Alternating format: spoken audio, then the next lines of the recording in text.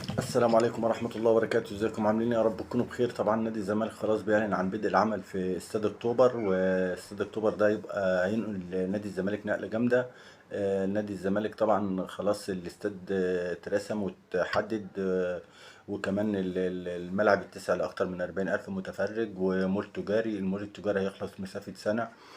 طبعا المول التجاري هينقل نقلة جامدة في الزمالك. تقدر بقى ان انت لو اتعاملت كإدارة تدير صح، تقدر تنقل النادي الزمالك نقلة جامدة.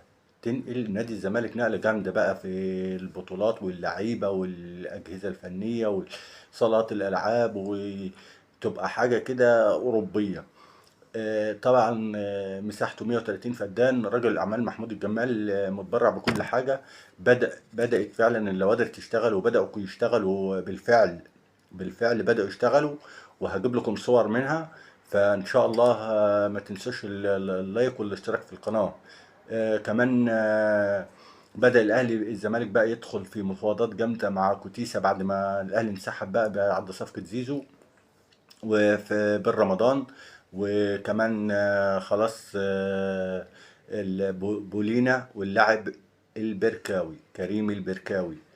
كريم البركاوي مهاجم تقيل، لو جابوا الزمالك هو وكوتيسا يقدروا يعملوا حاجة مع الزمالك. الكابتن ممدوح عباس كان بيقول فيه صفقات، صفقتين تقال بعد زيزو ما مشوا، صفقتين من العيار التقيل. فين هم لحد دلوقتي؟ ما فيش. لو فعلا خلص البركاو وخلص كوتيسا، يقدر الزمالك يقف على حيله مع بقاء عبد الله السعيد وناصر ماهر واللعيبه دي. مش تسرحهم برضو، لان عبد الله السعيد عنده عروض من بره وممكن يمشي. فلازم تلم الفريق، لازم تلم الفريق. خلاص طبعا موضوع جوميز بدأ الأهلي